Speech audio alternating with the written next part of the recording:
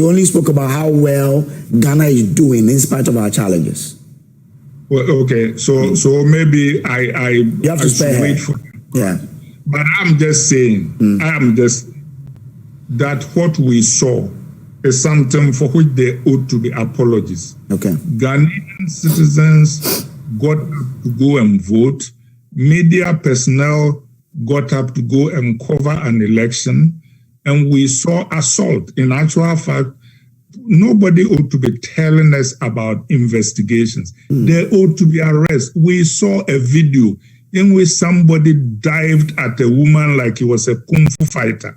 We saw policemen standing by while people were assaulted. Some of them walked away.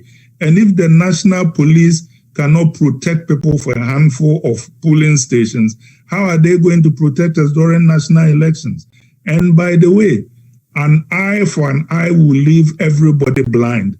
These people going back to, there was talency and this, and we also decided to protect ourselves, and there was Ayawa Sugon. All sides have some truths. But is this how to build a nation? Was this the nation we saw at the prayer breakfast?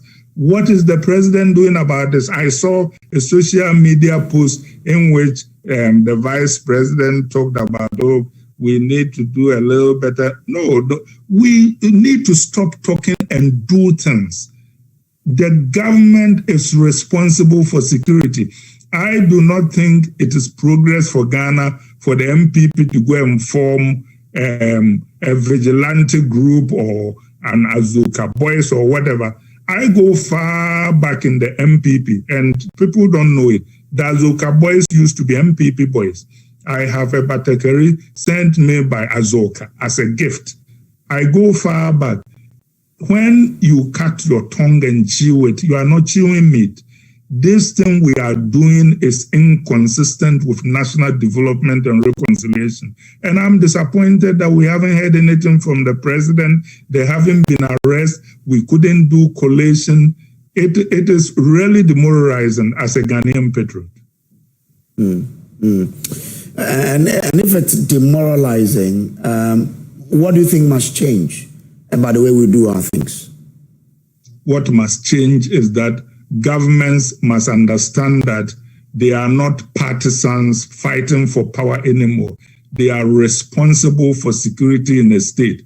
People ought to be able to get up at home, go to vote and go home peacefully. We need to count our votes, and no drop of Ghanaian blood is worth anybody's ambitions. In the same way, in 2020, we lost fellow citizens. In 2024, we lost fellow citizens. And I'm tired of the hypocrisy. Look at Dr. Bawumia waxing eloquent about how the government ought to do something. Where was he during Ayawaso Ugon?